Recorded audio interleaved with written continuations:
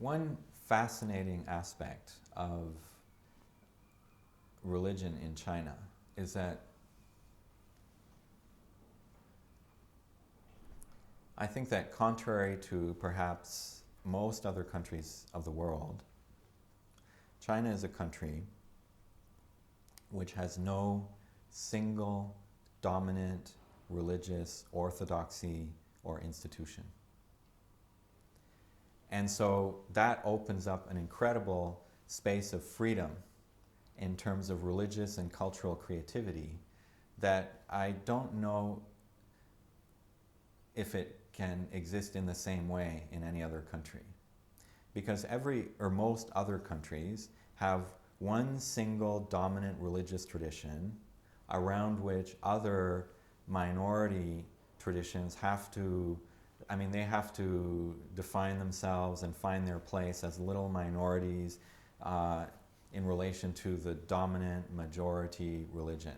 So if it's in the United States, for example, so Protestant Christianity. Now, of course, the United States is a very pluralistic country. All religions can exist and flourish, but they flourish within one context, which institutionally, in terms of resources, culturally, is where the center is clearly Christian.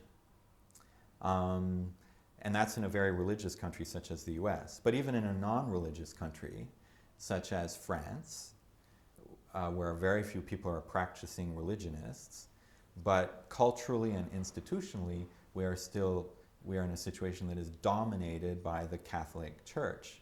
And any other religion, whether it's Protestant, Jewish, Islam, Taoism, it has to find its little space in relation to that dominant tradition. Now, same in India with the Hindu tradition. But China is wide open in that sense.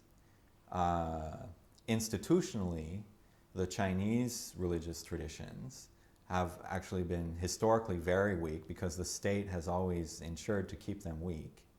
So the Buddhist institutions for at least 1,000 years have been very weak. Taoist institutions have been very weak. Confucian institutions, they were the strongest, but since 1911, they have become the weakest, right? A century of revolutions and reforms has further weakened these institutions. Christianity has come in. It is growing, but it's also institutionally extremely weak.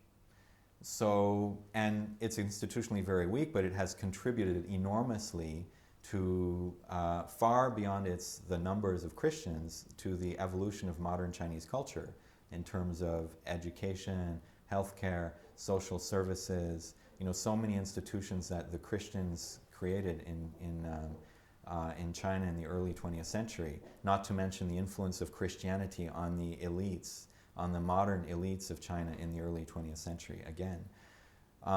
So the role and influence of Christianity is very important, and yet overall it's still very weak. So all of them are weak. There is no single center, dominant and overpowering center, other than the state, around which kind of organizes the religious field.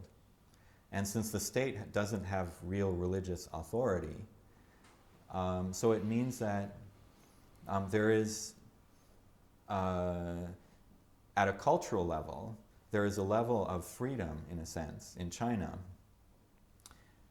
that I think is hard to imagine in any country of the world. So while the discourse on religion in China, in the United States and many countries is often about the restrictions on freedom of religion in China, and now that's true, there are, religion is highly regulated by the state, there are many, many restrictions, as there are for all aspects of life. That's at the bureaucratic and political level, but at the level of, at the cultural level in a sense, at the level of their own search, their own experimentations, it's a far more wide open field than I think can be imagined in any other major country of the world.